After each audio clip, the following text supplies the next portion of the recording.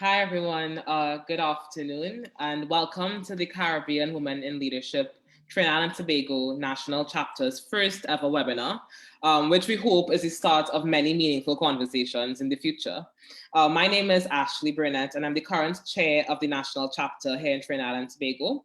I bring you a warm welcome on behalf of the chapter, and I thank you for joining us today for Sip and Chat, Digesting the Budget. Before we get into it, I just want to apologize for the extremely late start, but thank you for staying on and for joining this discussion with us. We will be looking at the budget through a gender lens, discussing gender-responsive budgeting and its history. I am pleased to welcome this evening's moderator, a familiar face to some of you, but definitely a necessary voice as we work together to advance gender equality and empower each other. Chrisette Benjamin is a 20-year-old youth leader hailing from Rio Claro, and is a final year student at the University of the West Indies St. Augustine campus. Often described as a role model, she holds a track record of youth leadership and youth advocacy roles, as she's the founder and the president of the NGO I Believe in Success Foundation.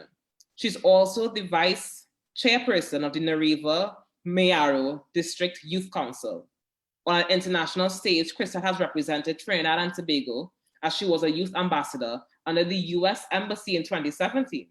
At the UE, Chrisette has served as Deputy Vice President 2019-2020 and currently serves as the Events Specialist of the Office of Vice President 2020-2021 of the UE Guild of Students. More recently, Chrisette was the Opposition Chief Whip in the historic Young Woman in Leadership Parliamentary Sitting 2020.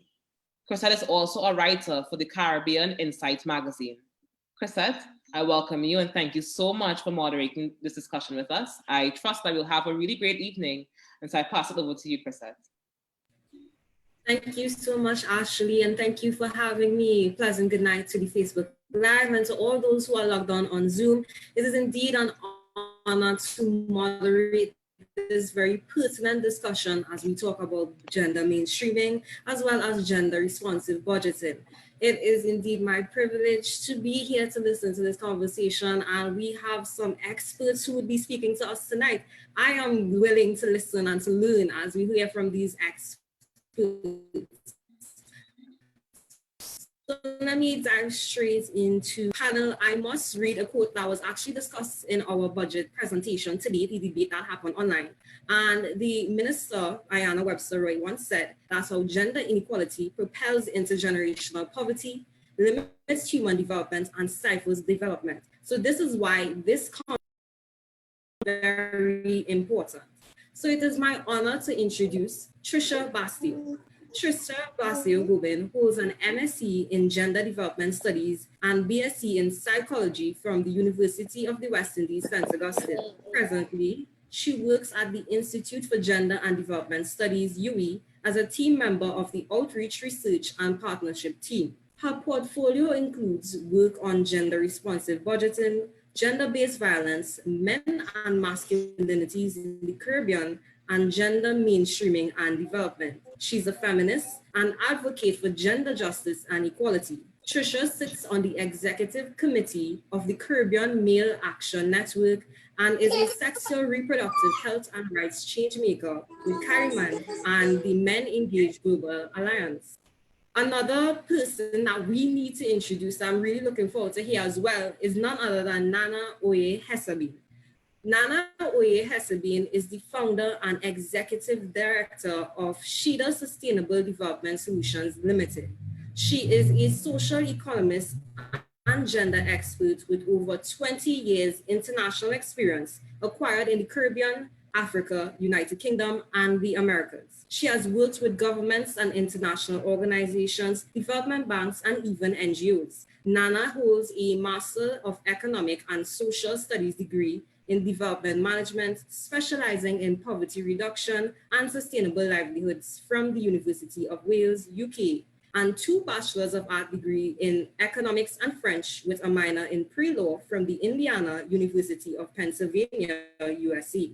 Nana is a member of the International Association of Feminist Economists, Association of Social Economics USA, member of the Board of Directors of Mercer's Place, a a domestic violence shelter in Trinidad and Tobago, and currently serves as the Regional Board Coordinator Secretary for the Caribbean Institute of Women in Leadership, CIWIL.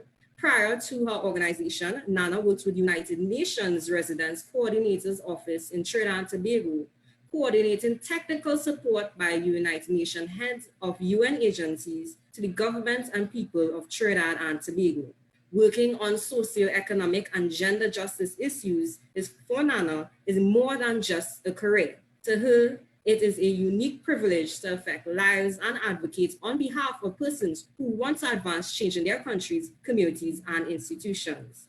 And with that being said, it gives me a great privilege to introduce Ms. Tricia Basdeo, who will be giving us a short presentation. Thank you very much, Chrisette, for that warm introduction. And thank you to CIWIL for coordinating this evening's conversation, much necessary conversations, actually. A really special good afternoon to Nana, my fellow panelists, and also, I look up to a lot of Nana's work as a mentor and as a young professional myself. So I feel very honored and privileged to be sitting on the same panel with her today. Good evening to all of the viewers on Zoom and all of viewers on Facebook. So today I'm going to really very briefly give an overview of what is gender responsive budgeting, try to provide a historical context of GRB, where we came from and what the work that still needs to be done. So quickly, what is gender responsive budgeting? Gender responsive budgeting is a tool that aims at integrating gender perspectives in the budgeting process. And I think it's very important for us to pause here and note that gender responsive budgeting initiatives really do not seek to create separate budgets to address women's or gender concerns. Usually that's the first myth that pops up when we hear gender responsive budgeting, all right? However, it is an approach that uses fiscal policy and public financial management instruments to promote gender equality and girls' and women's development, particularly in expenditure policies, budgetary allocations, etc. Developing gender-sensitive budgets really makes it possible for us to see how the budget revenues and expenditures impact the socioeconomic status and opportunities of women and men, as well as the aspects of equality between women and men in a given country. And let's look at it briefly as a history of gender responsive budgeting. And to give this history, I really wanted to frame the conversation around the global commitments that countries are signed on to. So we have the CEDAW Convention of the United Nations on the Elimination of All Forms of Discrimination Against Women, which really calls on partner states to take all necessary steps to ensure gender equality. And within that, within Article 3 of CEDAW, there's a special mention to the economic measures, including legislation to ensure the full development and advancement of women.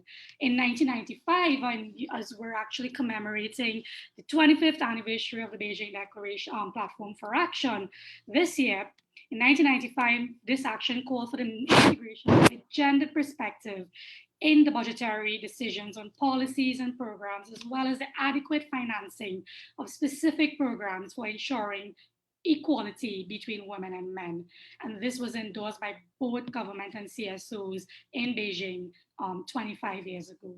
More recent, we have the 2030 Agenda for Sustainable Development Goals, where goal number 5 of the 17 goals speaks directly to gender equality and includes a specific indicator that commits countries to developing systems to track and make public budgetary allocations for gender equality.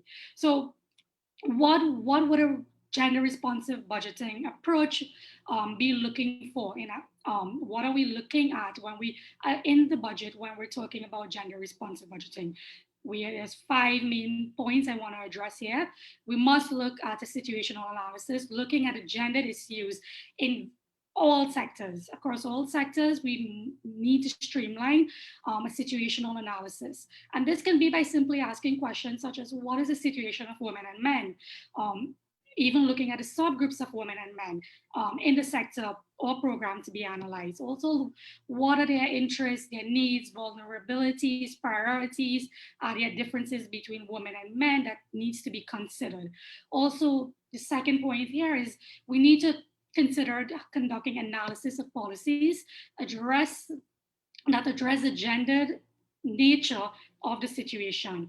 We need to conduct gender analysis of related budget allocations and looking at the monitoring of expenditures and implementation of policies, all right? And this requires assessing whether public expenditure was spent as intended and evaluating outcomes, which could simply mean assessing the impact of policy and expenditure and checking how it has contributed to the government's gender equality commitments, which we just discussed. Who is using GRB? So for some GRB, some of you probably are wondering, did this whole gender responsive budgeting talk just come up just 5 years ago? In fact, no. Gender responsive budgeting actually started in 1984 when Australia introduced the first gender budgeting initiative. In 1995, South Africa then led on with a group of women's NGOs and a parliamentary joint committee to launch a first NGO GRB initiative. This was followed by several civil society initiatives in Uganda, Switzerland, even in the UK, just to name a few. Later on in 1995, the Commonwealth Secretariat launched a first set of GRB initiatives to encourage governments to incorporate a gendered analysis into their budget policies and allocations. And this was piloted in several countries, including Barbados, very close to Trinidad, and Sri Lanka, very far, all right? To date, approximately 15 of the 4 OECD member states have introduced gender responsive budgeting. In Rwanda, it has been used to coordinate policy efforts to meet international commitments on gender issues. And in fact, in Morocco, the gender responsive budgeting initiative has enabled the achievement of concrete results through better resource allocation to respond to gendered needs, right?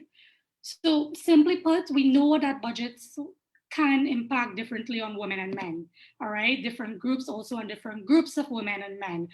By asking questions about the direct and indirect outcomes of government's budgets on women and men, gender responsive budgeting really forces a re-evaluation of the long-held assumption that government budgets and economic policies generally are gender neutral. So why do we need gender responsive budgeting?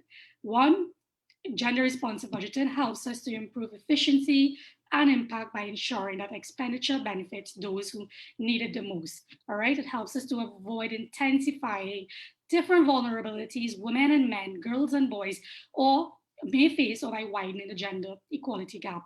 It can be used to help improve transparency and accountability and to help implement policies effectively.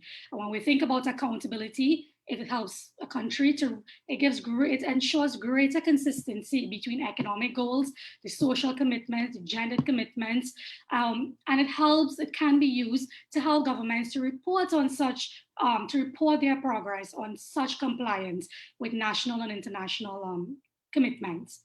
Gender responsive budgeting also helps us to address perceived gendered inequalities in policy development and resource allocation. And most importantly, it provides a space for government to work with civil society organizations to enhance the development impact, the democratic governance and transparency process as well, all right? Quickly, what is really needed for us to adopt a gender responsive budgeting approach? Very quickly, we need political will. More than ever, political will is a key precondition if gender budget initiatives are to be successful. Active political commitment to promoting gender equality and recognition of gender budgeting as an important strategy contributing to gender equality goals are absolutely necessary for effective gender budgeting. Political will should also be translated into accountability. And we all know accountability on many levels. We tend to use accountability very loosely, all right? In this context, governments need to be held accountable for their national and international commitments to gender mainstreaming in general, and gender budgeting more specifically. NGOs and other civil society groups, even the media, can help raise awareness and mobilize citizens to demand accountability and fair raising and distribution of public resources. For this political will, the head, top, should also translate into human and financial resources for necessary analysis, coordination, and capacity building. The provision of these resources calls for active high-level political commitment. Successful gender budgeting calls for analysis and research, which cannot be provided in addition to regular job duties. We also need coordination amongst all key stakeholders who are involved. Coordination should involve training, clear instructions and guidelines, implementation, monitoring, and consultation throughout the entire budget cycle, not just at post-budget fora. All right, throughout the entire budget cycle, even when the call circulars are being sent around to the various ministries, also for CSO's inputs. We need coordination in order to collect and exchange data and maintain a continuous flow of information among all players. Coordination is key. Sex disaggregated data, another key prerequisite for gender budgeting and necessary basis for assessing the gendered impact of policies in general. And lastly, the transparency, partnership, and cooperation. Transparency through the budget process. All right, we need partnerships between the budget experts, the gendered experts, the social experts, and CSOs. How are we bringing all groups of stakeholders around the table for advancing gender justice, all right, through taking up and adopting a gender budgeting approach. And lastly, we need cooperation between ministries. Oftentimes, we tend to see, even between the line ministries, we tend to find there's a lot of siloship. And what this means is that the ministries do not communicate clearly with each other. So we cannot have the Ministry of Finance championing gender responsive budgeting, but then when the call circulars are issued early on in the year, for the four ministries to put in their input and their budget allocations, they cannot do so on a gendered, or the expectation for they to do it from a gendered, using a gendered analysis background is limited because of the siloship. So we need everybody to work together if we're going to advance and adopt a gendered responsive budgeting. And this is typical, all right, across the board. Just bringing it back in a nutshell to the Caribbean, to date, there hasn't been any well-developed, sustained GRB initiative in the Caribbean led at the state level.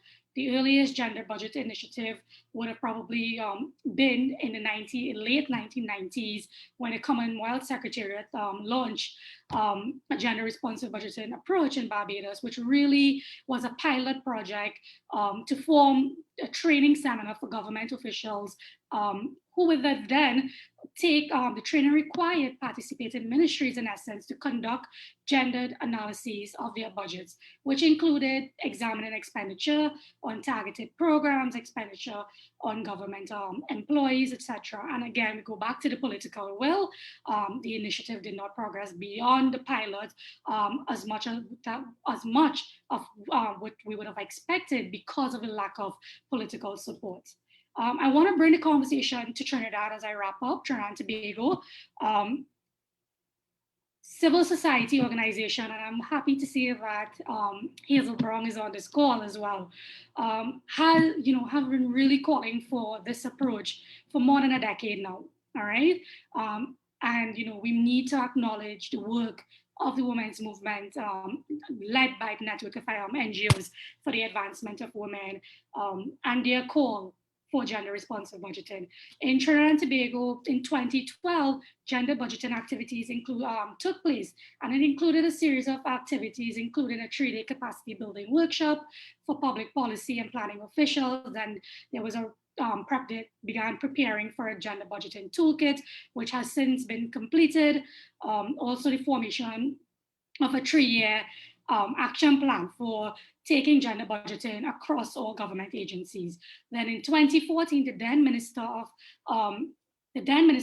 Finance, in the budget statement, would have called for progressing gender responsive budgeting by developing guidelines to institutionalize gender budgeting across all ministries.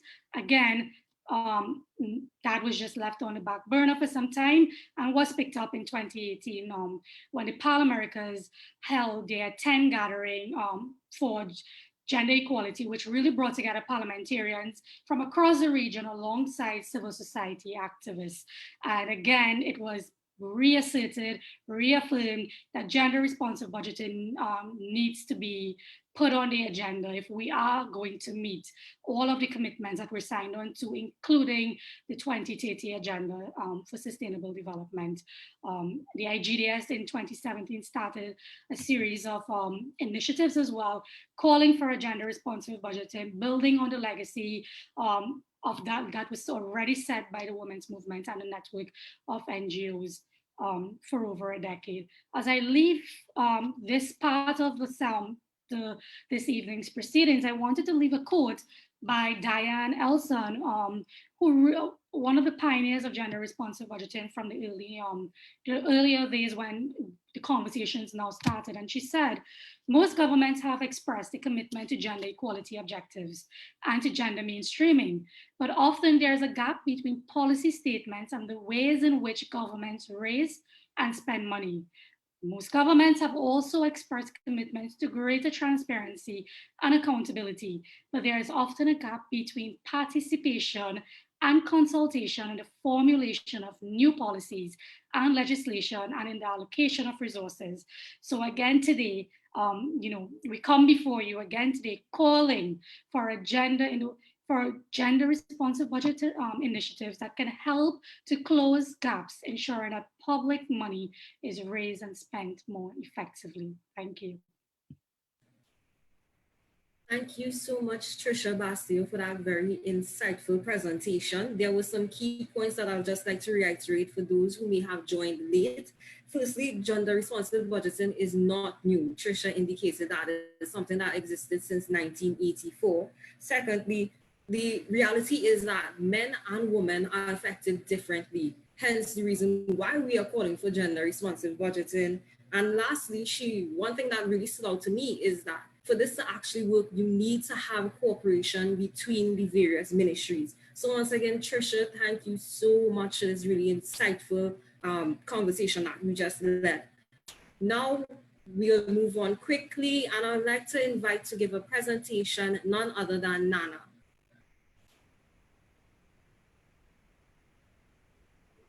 Thank you, Chrisette, for the introduction and for Tricia for sharing the information for us.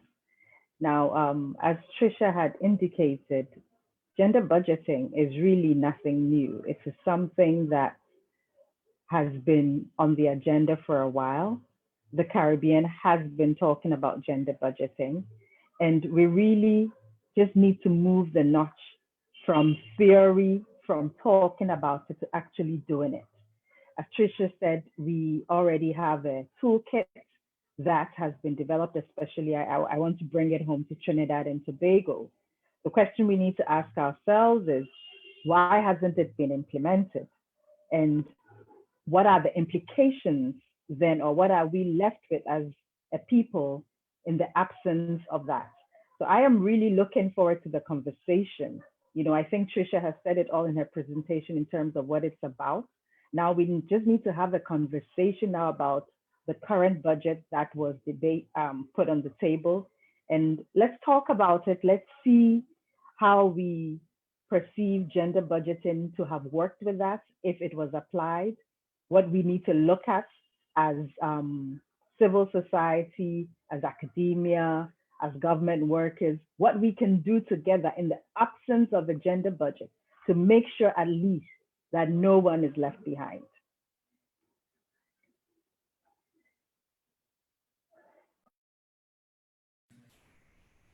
Thank you. Over to you, Chrisette.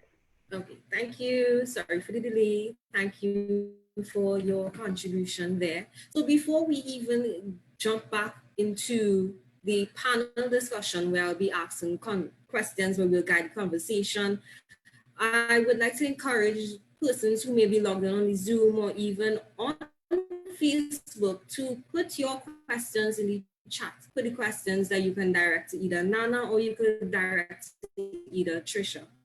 So let us dive one time into the can answer this. Is gender responsive budgeting sustainable? Is this something that will result in a high expenditure? It's just like asking that, will feeding or taking my child to school, is that going to be a high expenditure because my child who needs special care goes to a separate school to my child who doesn't need special care going to another school? If we're looking at a population where everyone matters and everyone is of equal value, then what we need to spend to take care of the citizenry, to me, is not an excess of expenditure, but rather it's meeting the needs of the population. And that's what we need to focus on. As Tricia has shared, gender budgeting is looking at how the economy affects men and women and how expenditure is applied. In this context, we need to ask ourselves, where is the government spending the money? Who is working in each sector? How is gender impacted in those sectors? You know, so for me, it is not that it's an extra expenditure, but rather it is an expenditure that makes sure that no one is left behind, according to the commitments that we have made as countries, not only with the Beijing Platform for Action, but also with the 2030 agenda and other conventions and other things that we have signed on to. It actually helps us to see the impact more clearly and be able to report effectively on how we're meeting the needs of the citizenry. Yeah. Thanks, Nana. I just want to add, you know, and just kind of piggyback on what you're saying. I think it's really important for us to understand that, you know, sustainability, we have seen this happening since 1984, and people are still rolling it out, you know, and we have seen the impacts of it as well. I just want to go back to the point that Nana made about, you know, the needs. I think it's important that we understand that, and we ask, you know, at governments, you know, ask themselves, what are the existing inequalities, in a sense, between women and men? What are the needs? How are women's needs different from men's needs? And I think until we can really take that approach forward, then right now, we're probably spending more money because we are not allocating money in a very efficient way that should be allocated, because we're not doing the needs-based assessment. We're not looking at the inequalities. We're just assuming that budgets are gender neutral, and then that's it. We're achieving gender equality in a sense. Yeah. And that everybody is a homogeneous group. Everybody exists at the same level, which is not true. Thank you, ladies, for those very important points. Things that stood out to me, as you just said, that gender, you were referring to that everyone are equal, and this is not an extra expenditure, but it's sort of like making sure that every dollar actually reaches to those who need it. There's something that I always was saying in the interviews that I had over the past few weeks, is that so if we really have to see the true value of every cent, we need to make sure that it actually reaches to those who are in need. And one current theme that has been happening with the budget, and we've been hearing on TV, we've been seeing it in the newspapers, is that they are aiming to leave no one behind. So my other question would be, how can civil society organization for applying a gender lens to future budgets? So I'll hand this over to Tricia first, and then we'll hear the perspective from Nana. Okay. So I think CSOs can really help to bridge that gap between CSOs are placed in a position on the ground to bridge that gap between where government sits and where citizens sit. CSOs act on behalf of everyone, all right? We also know that CSOs helps to educate and empower citizens to advocate for greater fiscal accountability as well in addressing the causes and effects of this crisis on everyday life as well.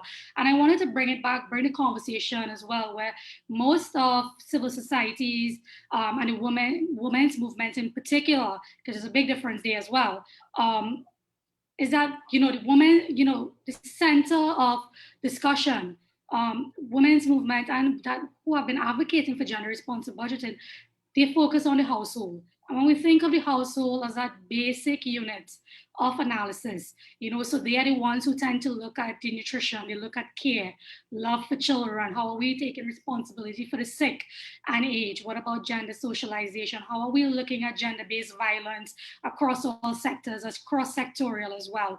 So in a nutshell, civil society is a key actor in mainstreaming gender, and it is highly recommended that if we had to take a gender responsive budgeting approach, that we especially bring in the women's movement, women's organizations who can contribute greatly to this process, who have already been doing so, and advocating for it in a way that on behalf of citizens, in essence. Thanks. Nana? I see civil society as a key actor in helping the government meet the needs of the people. And when I say help, I mean help in the context of highlighting the issues, highlighting where the gaps are, contributing to the research, the data that is needed, and given the government and decision makers the tools, if the ministries are not, to say, here, this is what we're finding out, this is what the data says, these are some policy recommendations that you can make to improve the lives of men and women, boys and girls, everyone in your country. This is what you can do. And we then act as gatekeepers for the citizenry. We act as gatekeepers to the extent that we are the voice for equality. We are the voice for good governance. We are the voice that calls also for accountability. And we have to be mindful that this role cannot be done by the government. And when I say the government, I mean all arms of the government. So in a situation such as this cannot really delegate its role to anyone else. It has to be done. It has to be done to make sure, and I keep saying, and I'll keep saying it again, that no one is left behind. Thank you. I agree completely with what both of you all said, that civil society organizations need to work hand in hand with the government if we are really to see gender responsive budgeting actually being applied. So before I ask the other question, I really just want to encourage those on the Facebook Live or anyone who is in the Zoom chat to please let us know your questions, let us know your comments. And we had one comment coming from Ashlee Burnett who said, really great discussion. So let us know if you're enjoying the conversation. And the theme for this is actually Sip and Chat, Dissecting the Budget. I actually have my little mug here with some juice. So if you are sipping on anything, let us know that as well. So the other question that we have includes, what can individuals do to ensure they apply a gender lens at their workplace or organizations?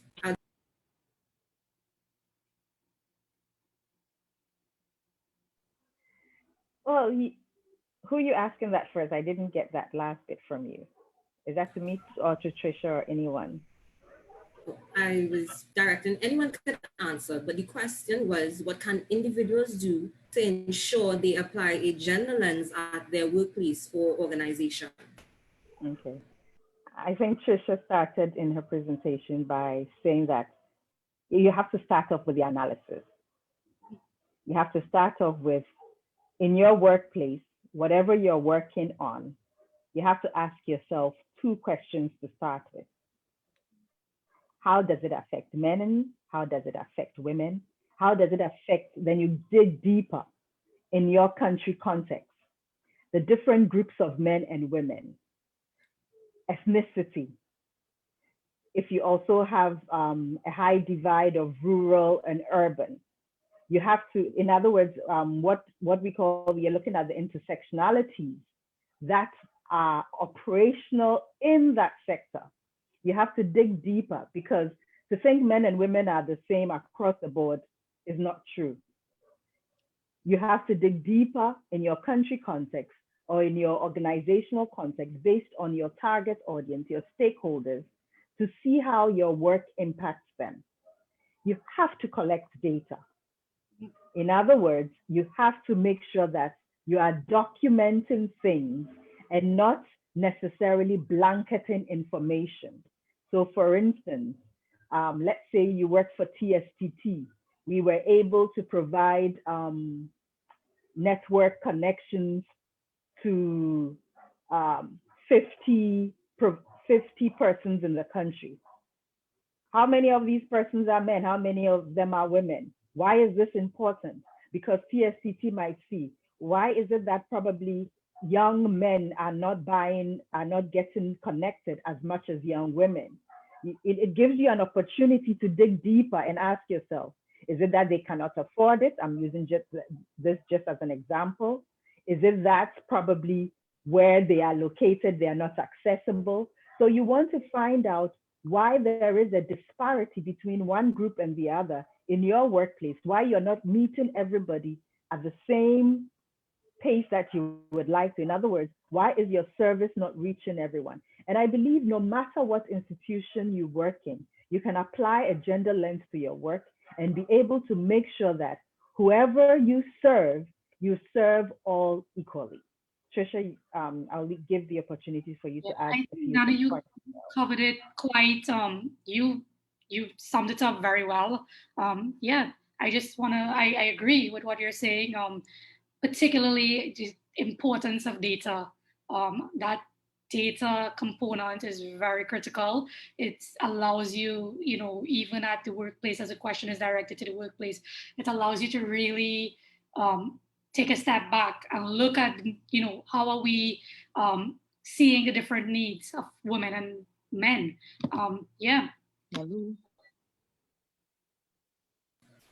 Thank you all for your contributions pertaining to that question. So the other question we have is, are there any specific sectors that you believe the government should place special emphasis on with regards to gender responsive budgeting? If you ask me, I will say all. I would say all too. It's cross-sectorial, and I think, the needs of Nana, you rightly said just now, regardless of which sector you're in, which sector you're working in, employees have that responsibility. And I think it's the same thing with governments as well, even with CSOs as well. It's cross-sectorial.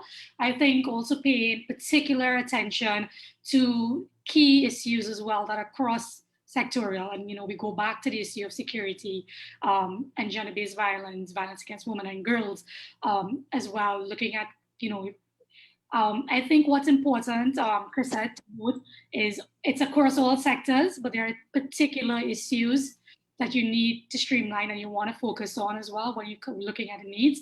And I go back to the point around nutrition. You're looking at the care, you're looking at unpaid work in the household as well. You're looking at gender-based violence. So yeah, all sectors there is, and gender-based violence. It's not a one approach fits all.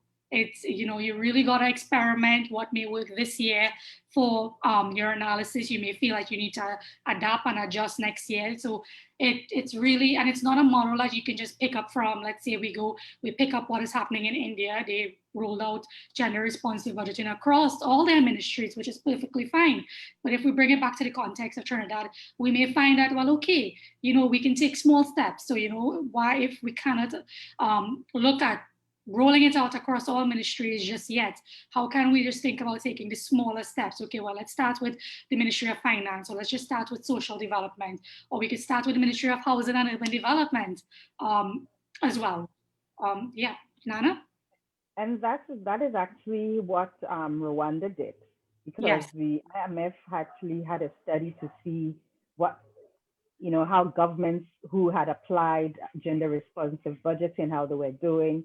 So they found that in Bolivia, Rwanda, in Australia, in Uganda, and in India and the Philippines, they applied it. But what Rwanda did, which was peculiar and showed great gains, is they didn't start with all the ministries. They started with just a few of the ministries, targeting them and applying it. So it's like doing a pilot project, starting small, looking at how it works. What are the deficiencies and what really worked well, and then applying it, learning the lessons that would have been gained while applying gender responsive budgeting, and then rolling it out.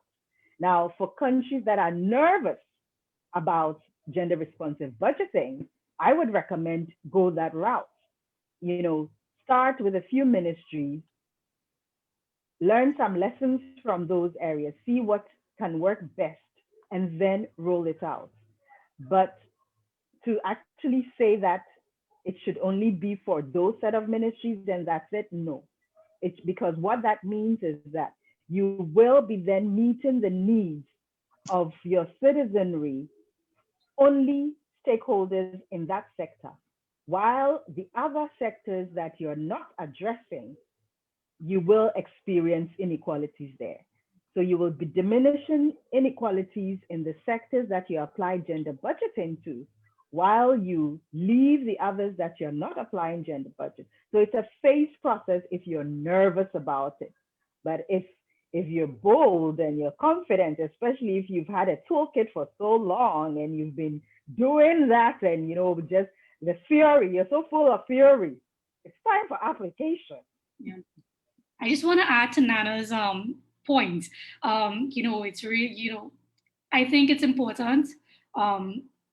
Even rolling it out, let's say you roll it out with one ministry, you try, you test it, you pilot it, and you realize, well, okay, there are lessons learned, we can move on now to another ministry.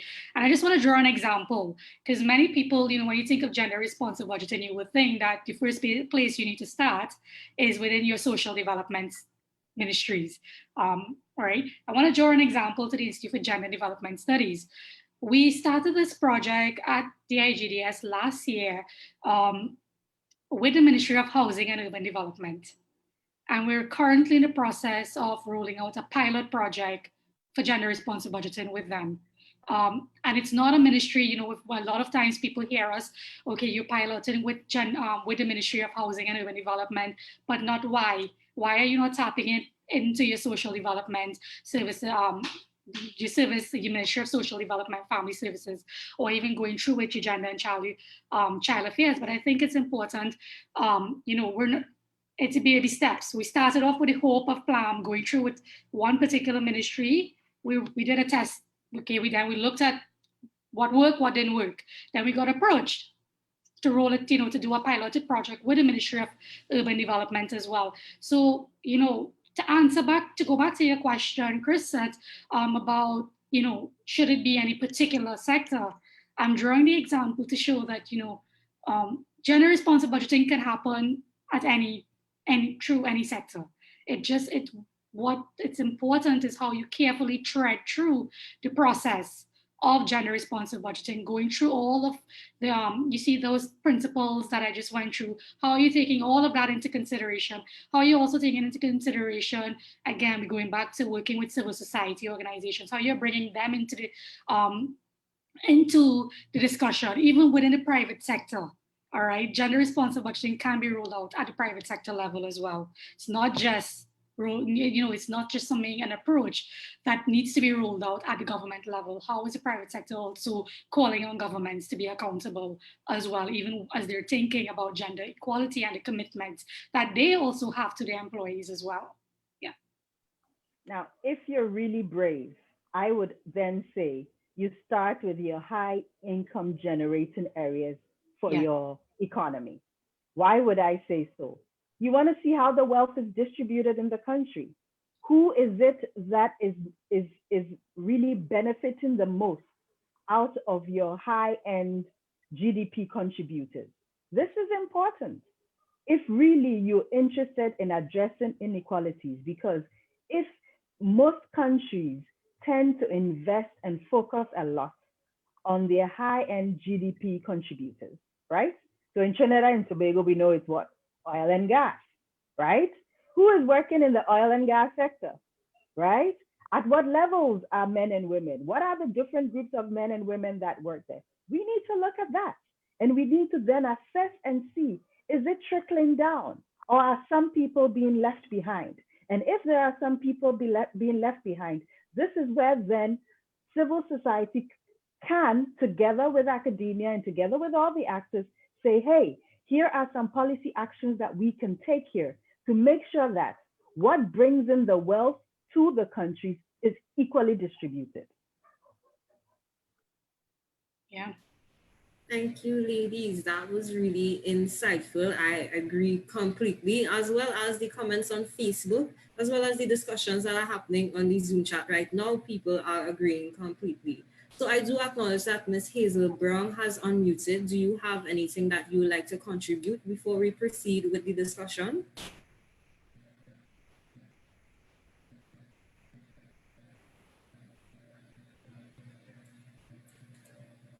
Okay, I think not. In that case, you have a few questions that are coming from Facebook. Someone asks, Shaquille Shepard in particular asks, as an individual citizen, what can I do to hold the government or other officials accountable to for using gender responsive budgeting? For using or not using? For using. Okay. Well, if they do use gender responsive budgeting and you see some inequalities in the application of resources, that is where, as Tricia said, the analysis has to be done first. In other words, you don't start doing gender responsive budgeting when you already have a budget. You need to you need to do the analysis to see what is happening in that sector. Where are the gaps? Where are the inequalities? So for instance, if we find, I think this is a good one for all of us to know, let's say education, right?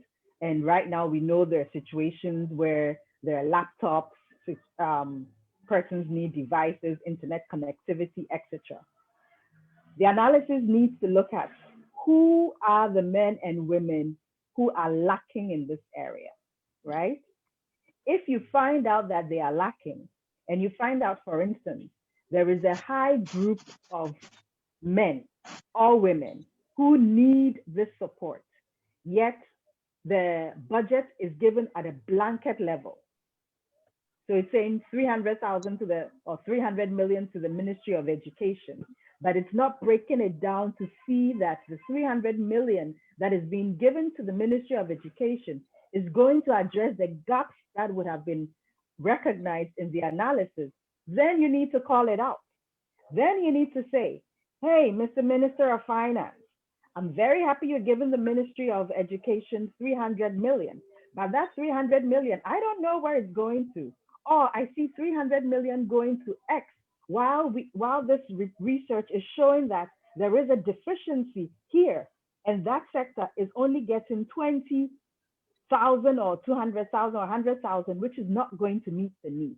So as we've been saying, the gender responsive budgeting really gives you an opportunity to assess the fiscal economy of a country, the loopholes, the gaps, and call it out so that it can be addressed. It helps the government, as I said. It's a win-win situation because governments have made commitments that they are going to abide by these conventions, these platforms of actions that they've signed on to, and they report on them annually, some of them even every 5 years or X amount of years. So it's an opportunity to showcase what you're doing based on the commitments that you've made. And we have to bear in mind, the commitment is not only to international organizations, but it's first of all to your taxpayers who are contributing towards the economy. That responsibility of letting them know where their money is being spent is they are your number one target to basically report to. Yeah, I agree. I think Nana summed it up very well, Chrisette. Okay, thank you. And there's something that you said that really stood out to me. It's not just that the governments are committing to the different treaties that they may have signed on to, but they are committing to the taxpayers and ensuring that how the taxpayers are contributing this amount of money to the budget and ensuring that it actually reaches to those who are in need. And as you continue to reiterate, we are aiming to leave no one behind. And I really want to commend everyone who is sending in their questions. There are a lot of questions that are coming in. So moving right along, Gabs Molino, I hope I pronounced your name correctly, asks, is gender responsive budgeting the same as gender mainstreaming? No, it's part of it. Yeah. So yeah, so to do gender responsive budgeting involves gender mainstreaming, right? So, but gender responsive budgeting is looking at, as it's saying, budgeting. While you can do gender mainstreaming in any sector and leave the budget, right? Gender responsive budgeting makes sure that it goes into the budget. So you can apply gender mainstreaming into the sector and looking at where the gaps are, how men and women are faring in the sector, and put policies, actions, and programs into place. That's gender mainstreaming. And then you go further and make sure that as you budget for those things, you also address the inequalities that you would have experienced. Now, the university people will also have more to say. Tricia. I agree with you. And, just to say that, I think that's where the problem comes in, Nana, because oftentimes countries tend to, we roll out, we can just put in the word gender here, there, we gender mainstreaming by, putting a program, that tackling gender, gender issues, and then report on that and say, well, we're making a lot of progress. But you rightly said, gender mainstreaming is just one aspect. It's not the same as gender budgeting. Gender budgeting is one step further. Anybody can gender mainstream. Anybody can, use the language of gender mainstreaming.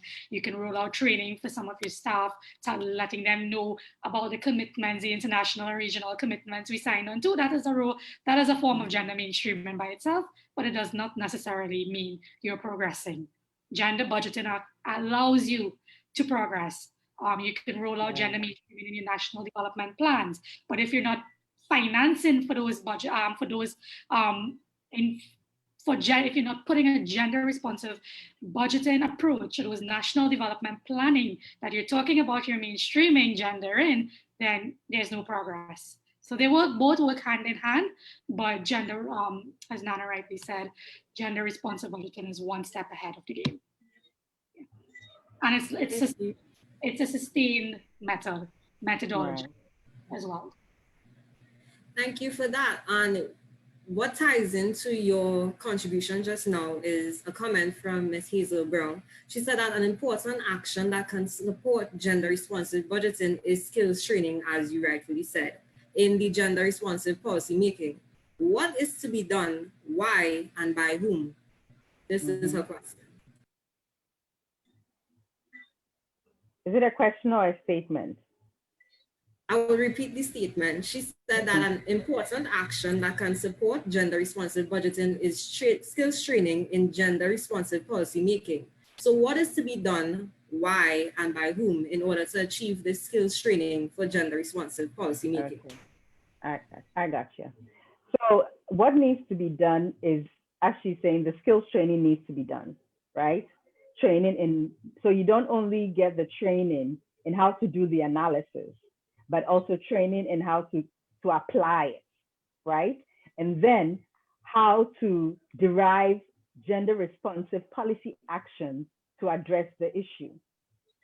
What is to be done? That's what's to be done. Why? It's important because once you do the analysis and the gaps become more relevant, you have to address them. You can't just leave them. Even if you're facing your actions because it might be such a momentous, a real big issue for you to handle, you still have to face it and address it.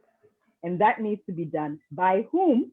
Now, I believe it is not the minister's role to apply gender responsive budgeting. That's a technical application. That's technical work for technical staff to do. The technical staff need to know how to do it.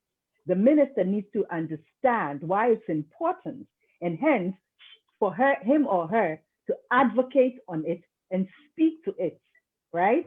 She needs to, I'm not saying she won't be the one, he or she will not be the one doing the technical stuff, but she needs to understand what is being done so that she can articulately advocate for it, and present it in Parliament or any other space as to why his or her ministry needs X amount of money to support the issue. I hope that helps. But that's what I would say. Yeah, I agree. I agree with you, Nana, that the ministers are placed in a position to champion it in a sense, right? But who rolls it out within the ministry? It's technical experts, and it's a learning process. So even you may come in as an expert in this, and it's a learning process because you're going to learn daily based on your gaps, based on your analysis, when you do your needs-based assessment as well. So I agree. And I definitely agree with Hazel's statement that it's important for us to support GRB as a skills training, and I think it's important when we're talking about training. I think that it's important for us to also remember that civil society is a key actor here. So how are we also bringing civil society in the same room when we're training ministers, when we're training when we're training the technical staff? How are we bringing everybody? So instead of working in siloship, so you're talking to one group today, then you're talking to one group tomorrow, and then the conversation somewhere along the line get loose and lost. You want to make sure that you have some system in place where you bring each group. So earlier I said, you have your budget experts, you have your technical experts, you have those who are responsible for issuing the call circular, for those who are responsible for responding to your call circular on behalf of the minister, the technical team. Then you have your social and gender experts, technical expertise there. You're bringing them together as well. But then you need to bring in the civil society organizations from the onset as well. It's not a conversation that starts with the government and then it filters down to civil society. Civil society organizations actually help craft what that training of skill sets could look like for the technical staff in essence as well. Yeah. Thank you. So from what I'm gathering, the government and those in authority hold the role of ensuring that enough money is allocated. But we as citizens, we who probably work in the public sector, we as individuals hold the role of ensuring that we apply a gender lens in everything that we do. Private entities also hold the role of ensuring that gender is being applied. So I'm just going to read out a comment from the Facebook by Diana Ramnath. We need to ensure that there are avenues to discuss or report gender inequalities. There must be a policy to be followed within all organizations. And I'll dive straight into a question that was asked. Is gender parity a step in the right direction to achieving gender equality? We would have seen the American Chamber achieve that with their board. It's just a scratch on the surface. That's what I would say. Gender parity is good. It means the numbers.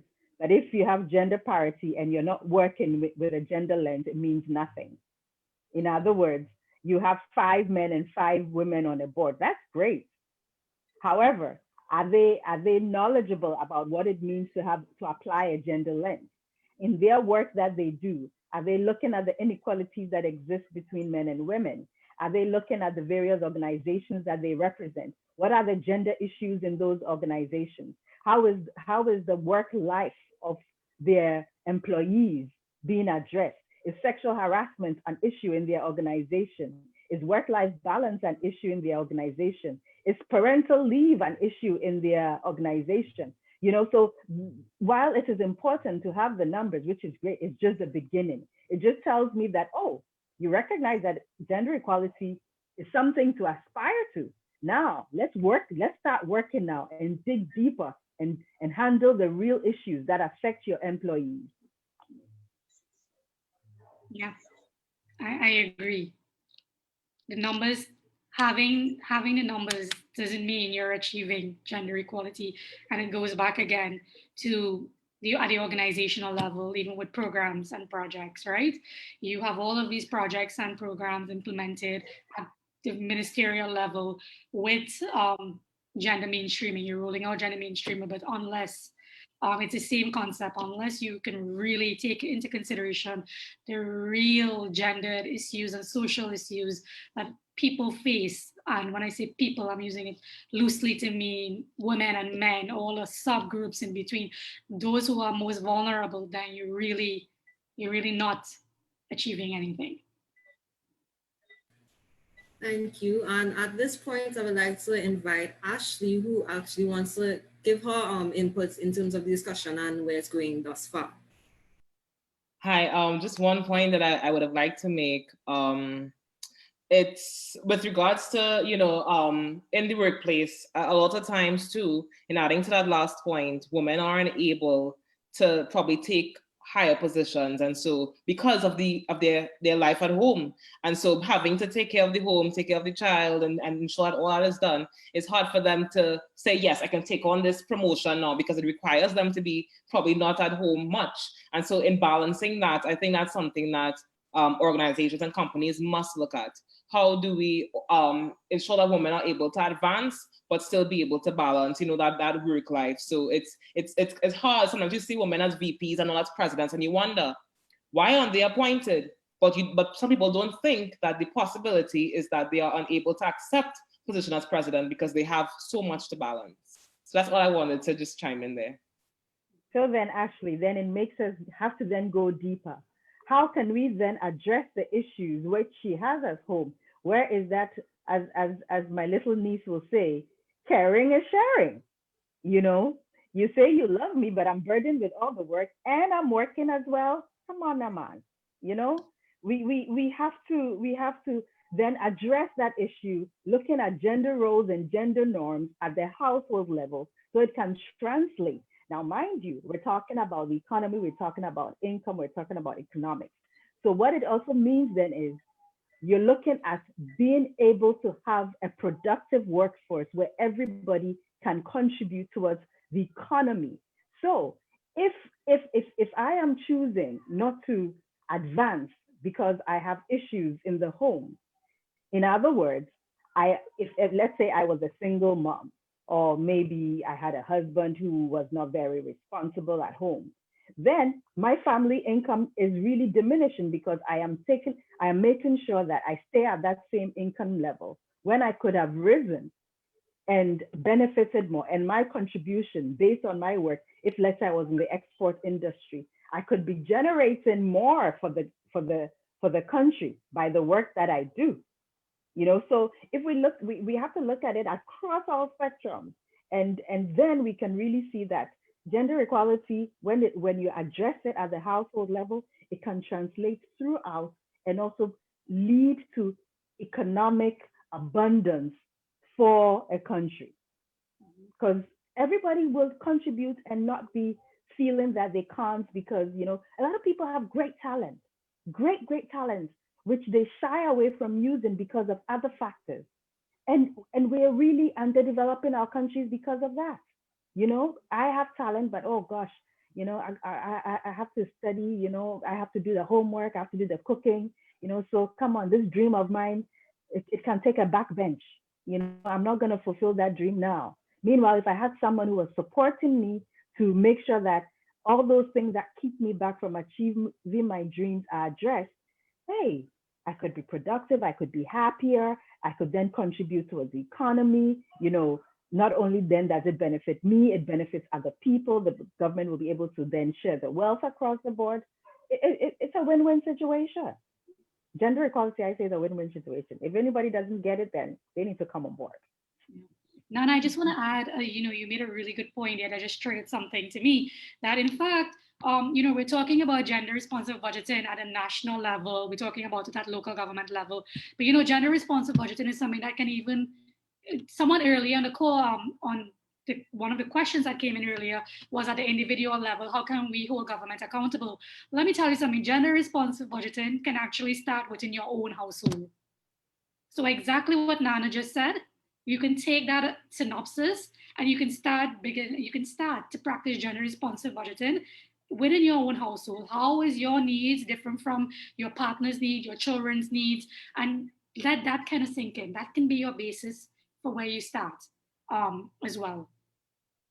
And that goes back to Ashlee's point about responsibilities, the care economy.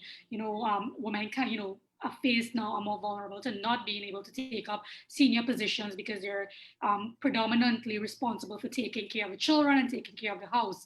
But if you allow yourself at the individual and the household level to really interrogate and do a gendered analysis even within your own household, then I think you're one step in a good direction to call and hold the government even accountable.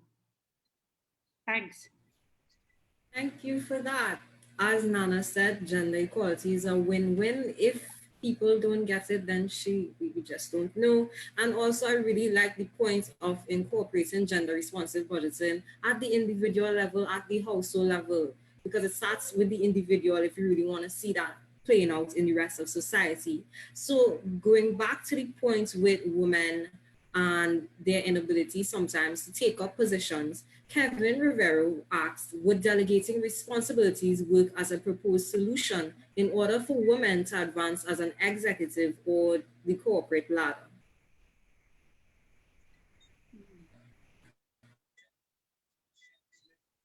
Sorry, say that again. Let me repeat the question. Would delegating responsibilities work as a proposed solution in order for women to advance as an executive or the corporate ladder? Okay, let me see if I'm hearing you clearly.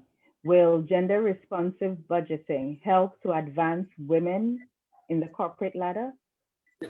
Would delegating responsibilities work as a solution in order for women to advance as an executive or the corporate ladder? Well, it depends on where you're delegating. If it's in the home, then if that's what it means. I always say, sometimes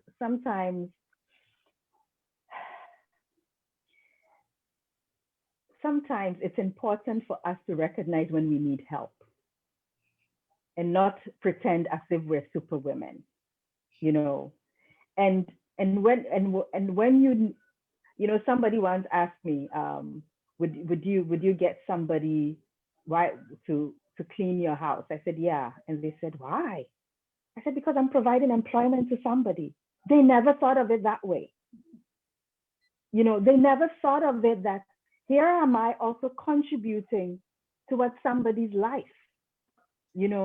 So I think as women, what we also need to recognize is that when you're in a situation that is taking a lot of your time. Now, I definitely prioritize family time.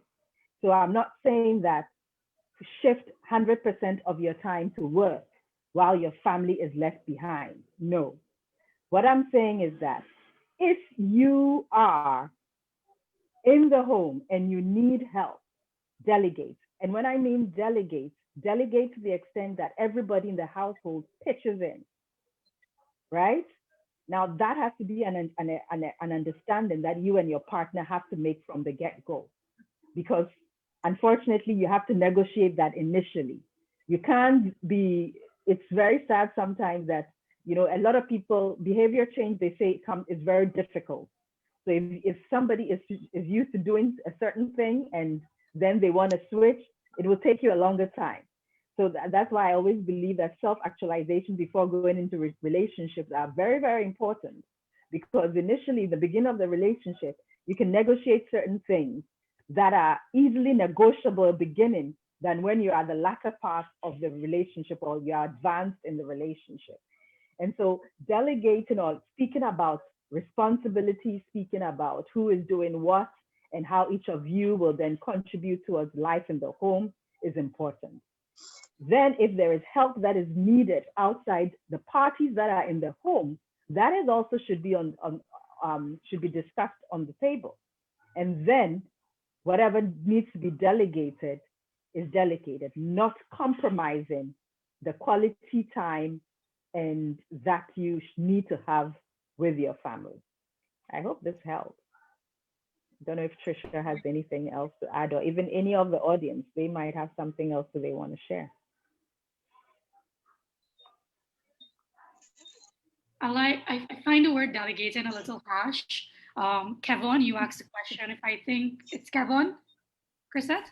Yes, it is. Kevin, you use the word delegate. I find the word delegate a little bit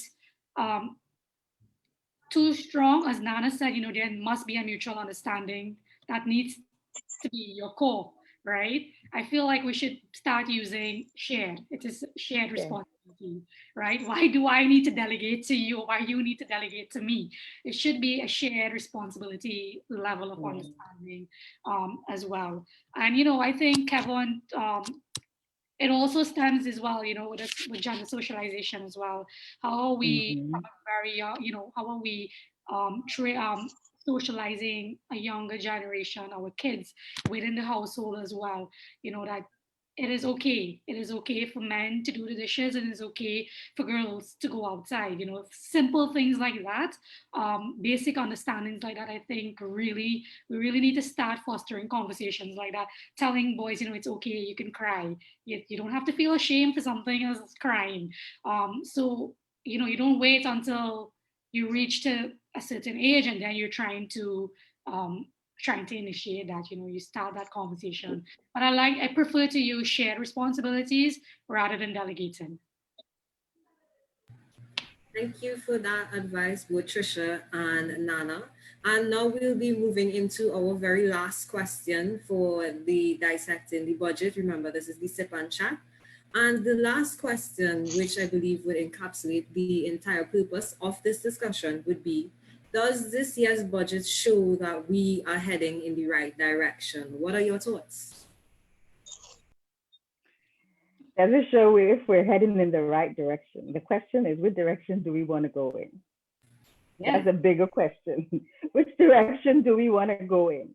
The government has given us the directions that it's going. What we want to know is it the right direction for us? So for instance, they talk about the IT and some great things which they mentioned in this 2020 budget. So, for instance, if you look at the IT sector, grants for startup businesses, tax credit for businesses, finance initiatives, my question is, who is in the IT sector? Who is in the IT sector?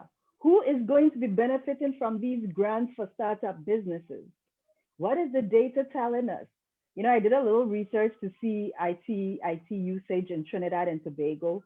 And while when you look at social media on Facebook, when it comes to Facebook advertising, there are more women than men. The only area that men seem to be surpassing women in terms of social media advertising was on Twitter. Males were 66% while females were 34%. So it seems like social media marketing and usage, we have more women. But the question is, when it comes to women-owned businesses, these grants that are going to be available to people who start up businesses, are there men and women of equitable proportions in that sector? That is where we need to start off.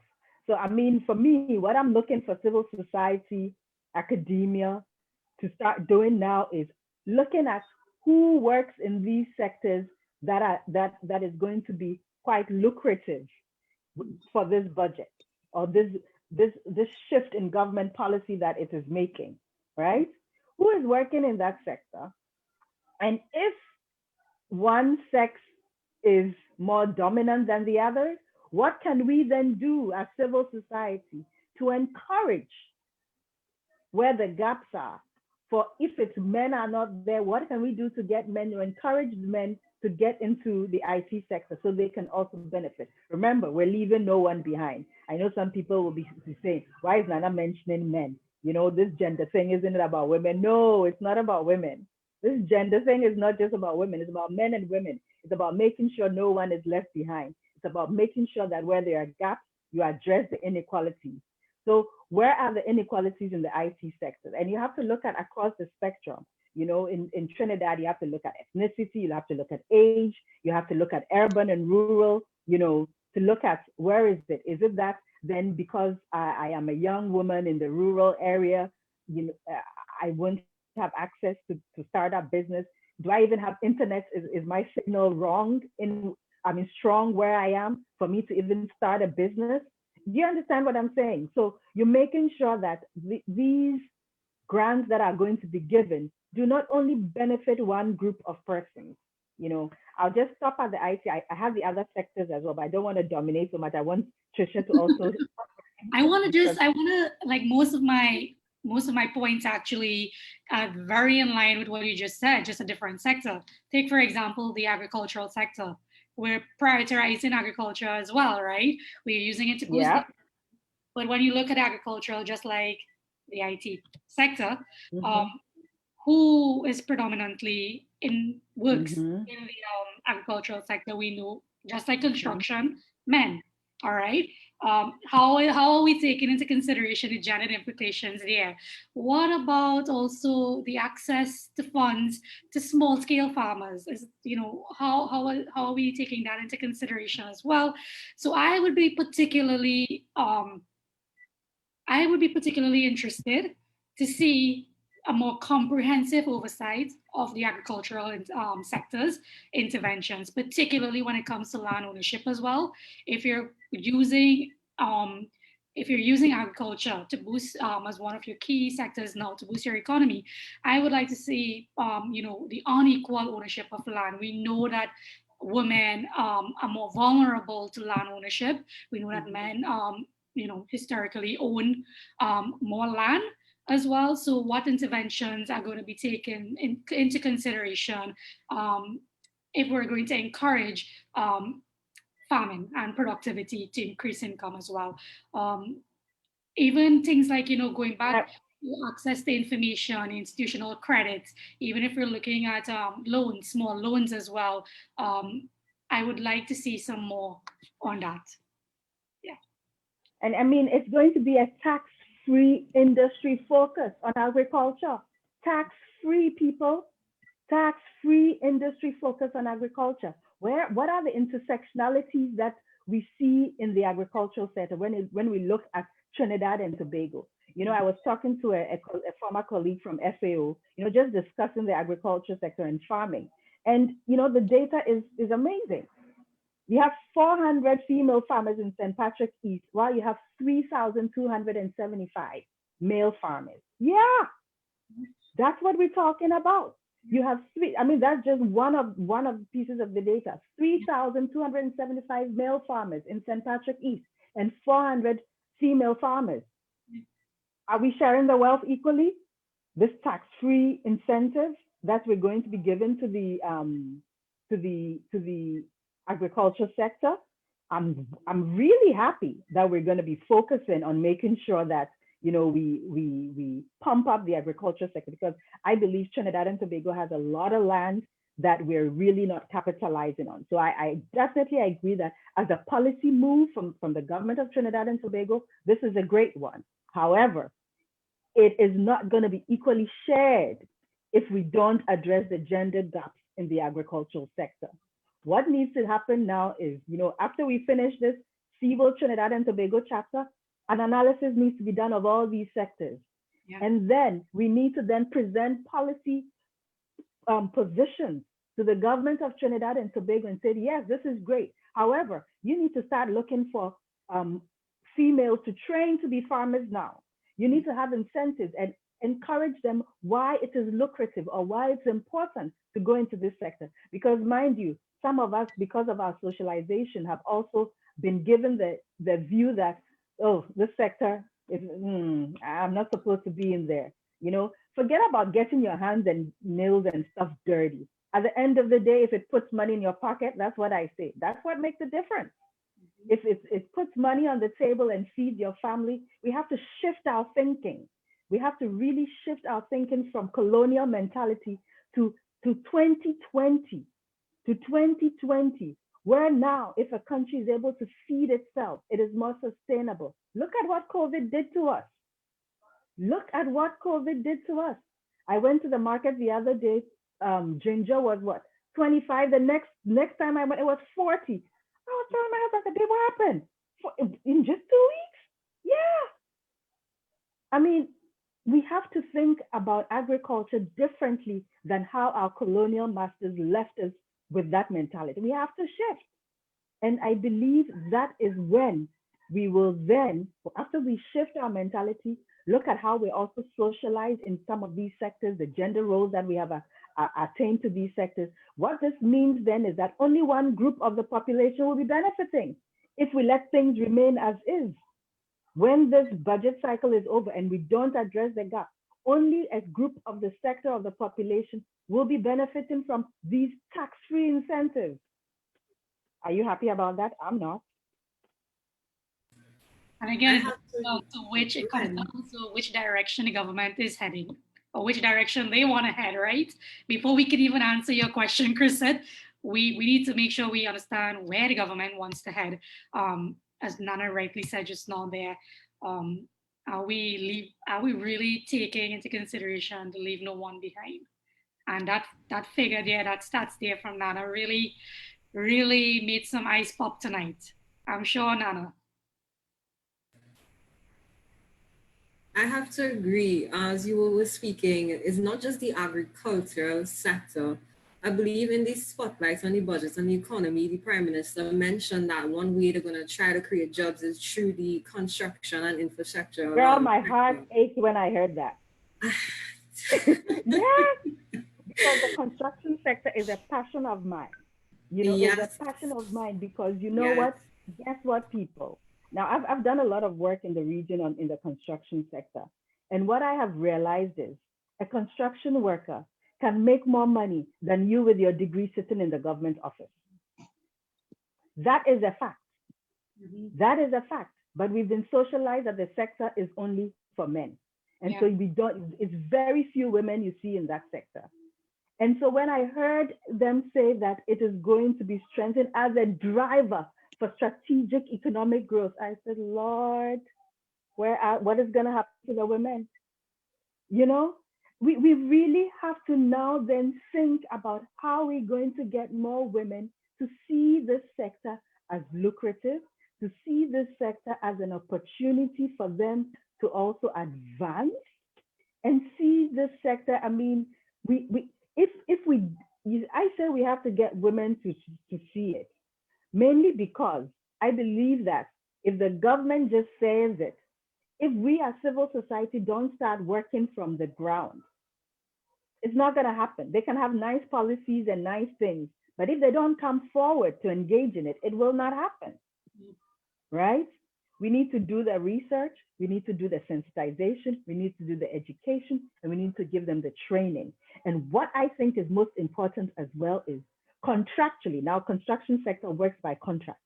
You build it into the contract. If you are going to be hiring contractors, X amount of your workforce needs to be women. Point final, that's it. No questions, no ifs and buts. It has to be a government policy that because you want to make sure that if this sector is going to be the strategic economic growth sector, and you have signed on to the fact that you want to make sure no one is left behind, then show it to me in the contract. Show it to me in the contract that anybody who gets these big contracts, X amount of your employees, and you know, has to be, and I don't mean low level, unskilled. We have to get them at the echelons. We have to get them at the high level. You know, I'm sorry, but I'm very passionate about this, so I can go on and on and on. But I think we really need to address this. If really we want to make sure that no one is really left behind, we have to address this gap. We cannot let this fiscal year go just like that. Ashlee, I'm as chair of Trinidad and Tobago chapter, I'm aiming this at you. We can't let this fiscal year go without addressing this. It cannot happen. We'll be doing a disservice to the men and women of Trinidad and Tobago. Agreed. I agree with Nana. Until we can really put all of those commitments, reaffirm all of those commitments in paper, black and white, and which we can hold government accountable to hold government accountable, then we're not getting anywhere. And I agree. Nana is putting out a call to see Trinidad and Tobago chapter, to this is a perfect start for the discussion around gender responsive budgeting. But it's a lot of times we have all of these post-budget fora, and then what happens after? We leave it on, and then a year passes, and then we come back again to the same. We're in the same conversation. So we really need to put a call out there for civil society organizations to continue really advocating and calling and holding governments accountable to all of these commitments that you're signed on to, but also, as Nana said in the beginning, to the taxpayers' dollar. All right? Mm-hmm. Yeah. And I would say, don't call me back if we don't do anything about it. Because then all of this will be just talk. I'm tired of it. Aren't you guys tired of it? I'm tired. I promise we will make sure to do something, Nana. We have to move from talk to action. We have to move from talk to action. Yeah. Okay, guys, you all heard it. Well, ladies and gentlemen, sorry, you all heard it. We need to actually have some calls to action, not just words, but actually have action. And I really, really love the point of having some sort of policy or some sort of clause in the contraction, in the different contracts that are given to the construction workers, that you must have the equal amount of women employed. I really, really love that idea. And I know I said that we were on our last question, but I was asked for us to plug in this question. What are some more examples of policies that can be implemented by the government through gender responsive budgeting, and how would they work for the benefits of everyone sustainably?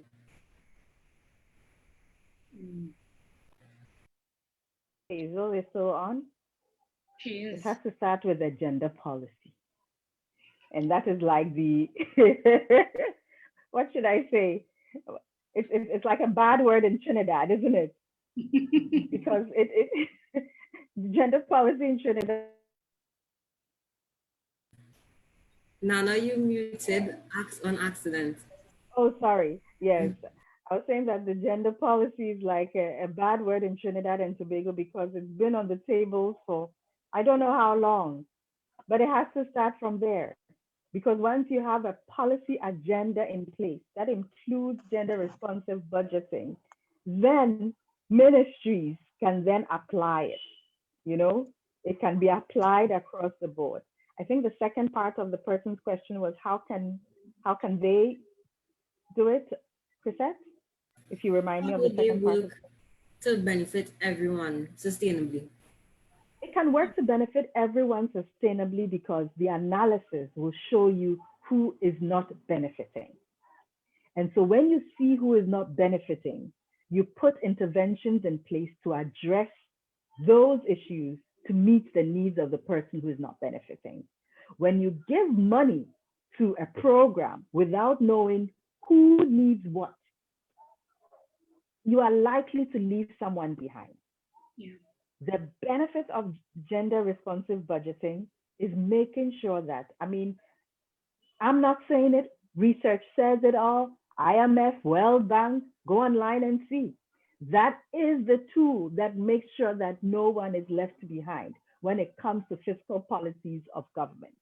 And so really, if we wanted to leave this discussion with an equation, GRB, which is gender responsive budgeting, equals sustainability. Mm-hmm. Yeah. You cannot doubt that. It has worked in other countries, and I believe it can work in Trinidad and Tobago. Yeah, I agree. I think Nana summed up the discussion there very, really well. Gender responsive budgeting, is really equivalent to sustainability. And, it's really not something new. If you go online, you just do a search for it, you would see all of these key actors, the magnificent work they have been doing, and how gender responsive budgeting has really led to advancing gender equality. And I believe it can happen not just for Trinidad and Tobago, but for the entire region as well, if we are to achieve 2030 agenda and beyond. Mm-hmm. Mm-hmm.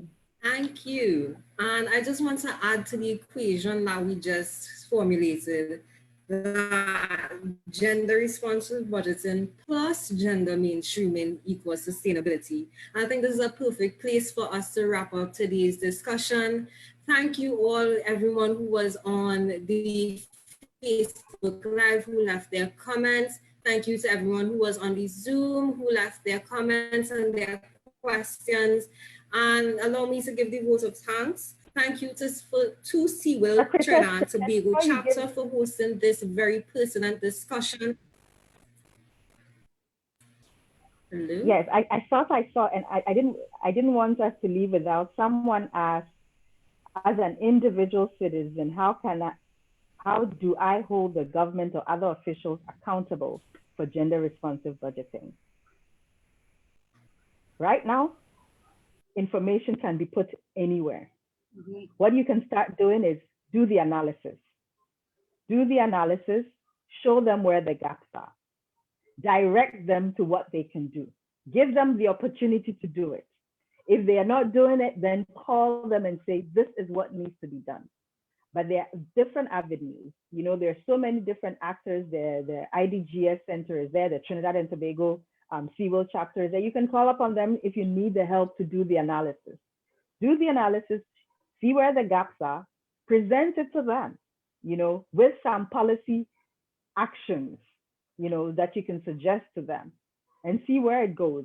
And then if it goes nowhere, then you can go back to the same platforms and ask them why it's not being done. What is their challenge? We voted for them. Whether you didn't vote for them or not, they are the government. But right now they're there to serve all of us.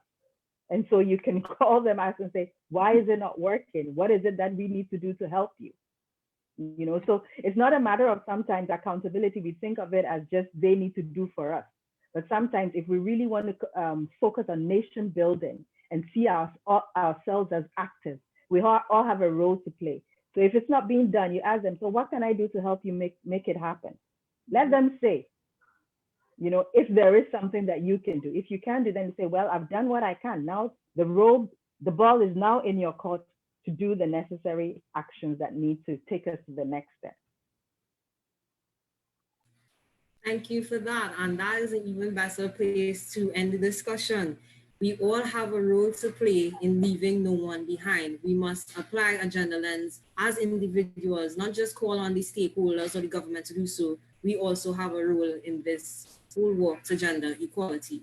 So I will end by thanking the Caribbean Women in Leadership Trinidad chapter for having this very important discussion. I think everyone who tuned in will agree that we all learned something today and we all would change our approach to how we go about doing different things. I would also like to thank the different panelists that was on tonight. Thank you, Nana, and thank you, Tricia. This was truly insightful and it left an impact on me. Thank you to everyone who logged on, if it was whether it's Facebook, if it was on Zoom, if you shared the live, thank you very much. And thank you to the Caribbean Women in Leadership, the regional body as well. Thank you so much. And with that being said, thank you, everyone. Good night.